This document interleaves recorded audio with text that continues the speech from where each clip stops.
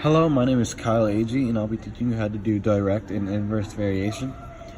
Okay, so for part one, it says to label the following as an example, or direct or inverse variation. Okay, so number one is inverse, because the equation for inverse is y equals k divided by x, and the 2 in this scenario will be k.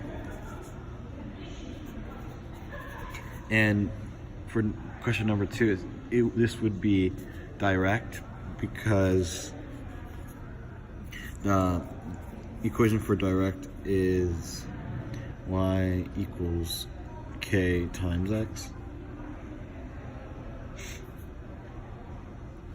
Whoops. Let me fix the yet? No, it's right. Yeah.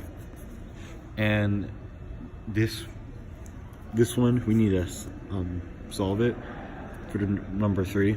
So we need to get y by itself, so we divide x, and this would be inverse because it's y equals k divided by x, so we would put inverse.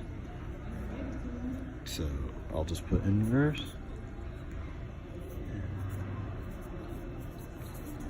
And for the last one, it's neither, so we'll just put none, because it can't be direct or inverse because it has a plus,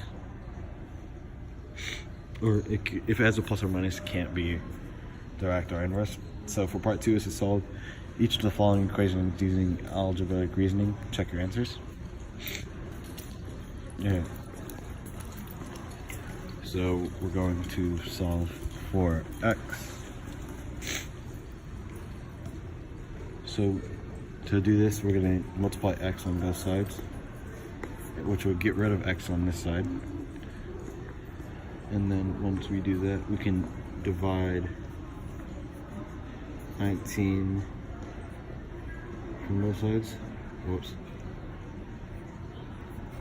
We can divide 19 from both sides. And x would equal 6 for question number 5. And question number 6, we'll multiply x on both sides again.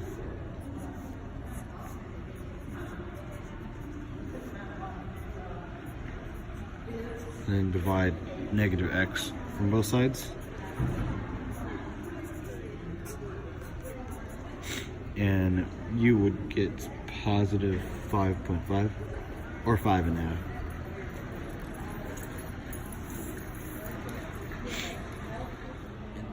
For number 7, there's 2 parts to it.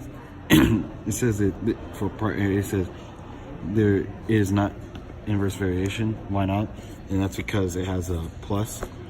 And for part B, so it's addition.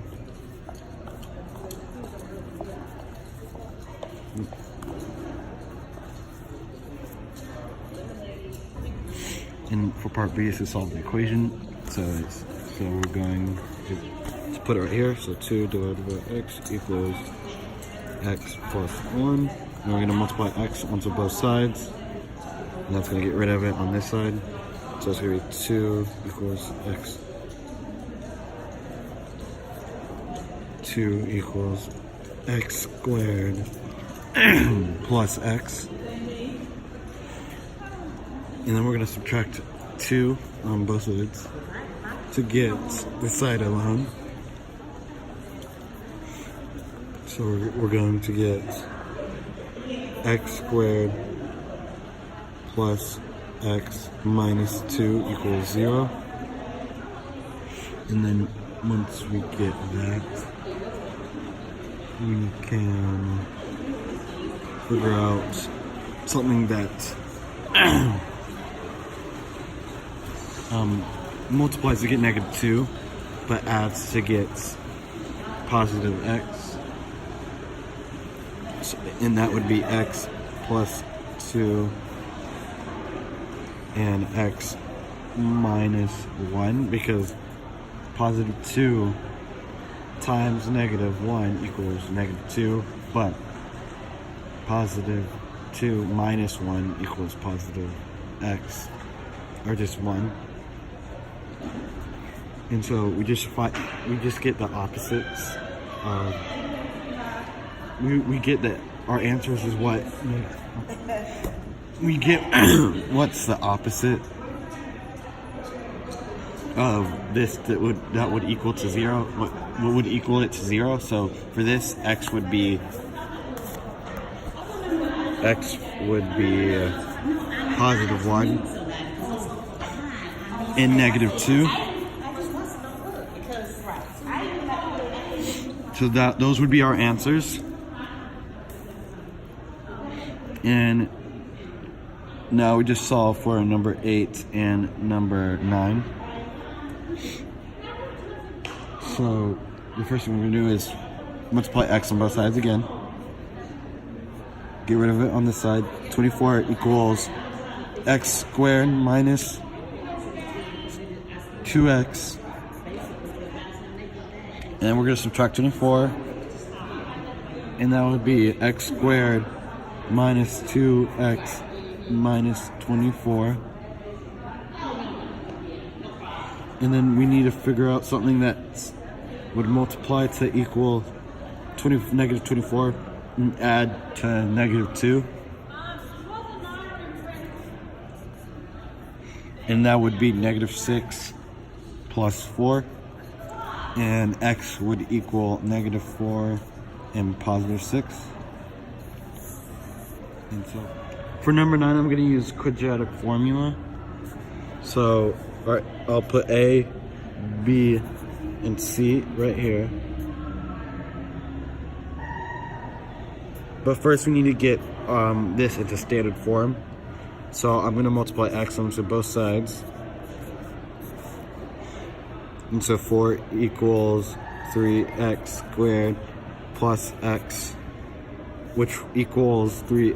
I'll subtract 4 on both sides and get 3x squared plus x minus 4 equals 0.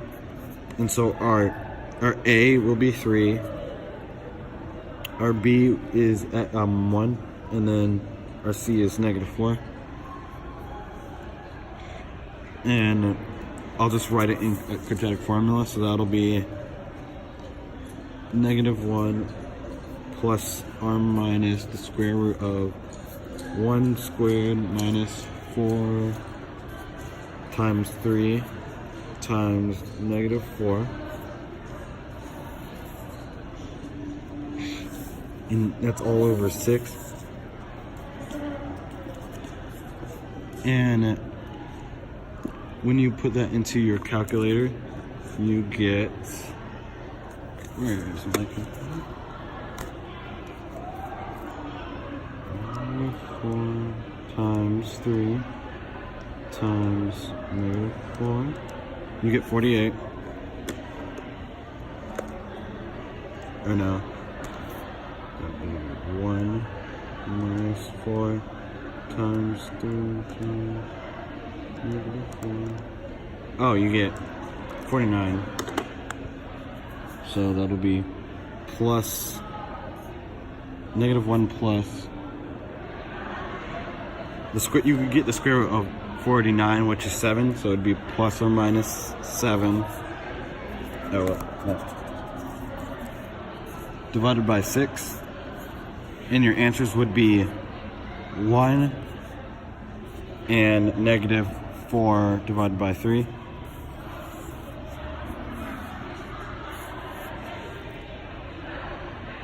Okay, so for part 3, it says a marathon is roughly 26.2 miles long, which equation would be used to determine t time takes to run the marathon as a function of the average speed s of the runner, where t in hours and s is in miles per hour.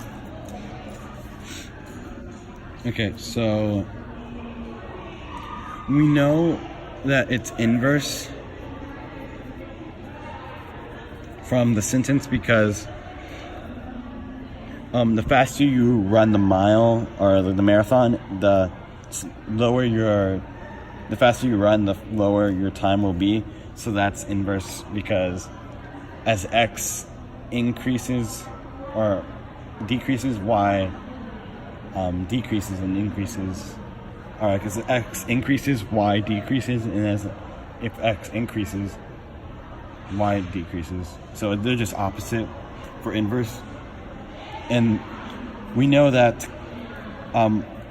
k equals 26.2 because k is constant, it never changes because it's the constant of variation.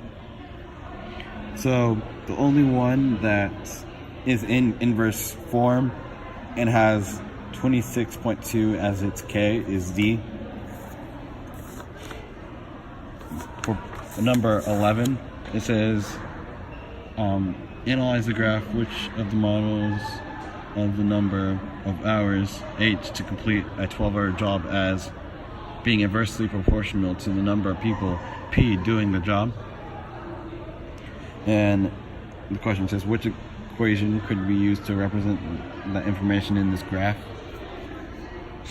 The answer for this is C, because if you can make it inverse if you divide one of those and make it into an inverse equation. It's only, and it can't be D because it's addition, and A and B are both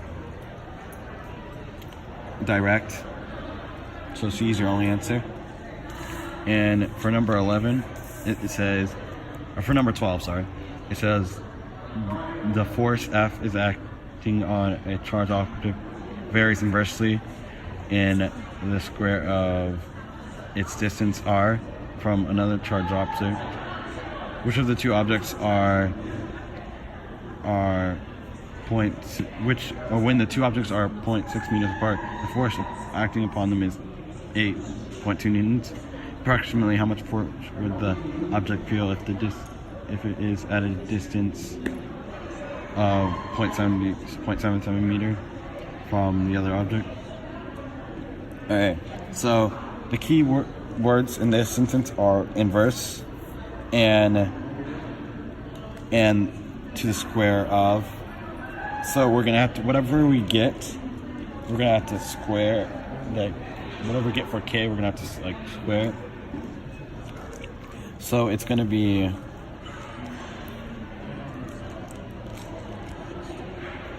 so for k, y, we're gonna put f. We're gonna have k as k, and then r is our x. We're gonna have to square r. Oh, sorry, not k. So k, because k is always the same. So this is gonna be what our equation looks like. And we know that the force acting upon them is 0.82, so we'll put 0.82 equals, and the distance between them is 0.64, so we're going to put that 0.64 squared, because it says to square, it is inverse to the square of, so we're going to have to square this, and then k is that.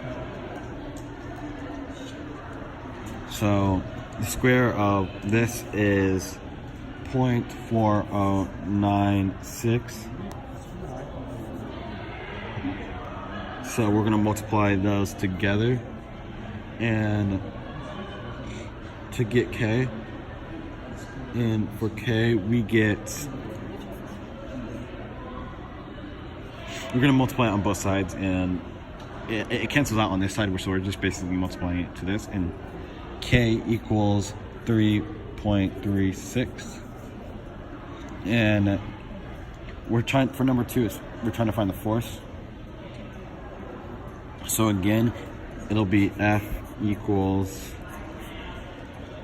3.36, since that's our k, and then divided by, and it gives us, our example is 0.77 meters. So we'll have to square this again because it says to square, it's inversely to the square of. And our answer for this is around 7.5 newtons. And that is answer number B. And that is it. Thank you for watching this video.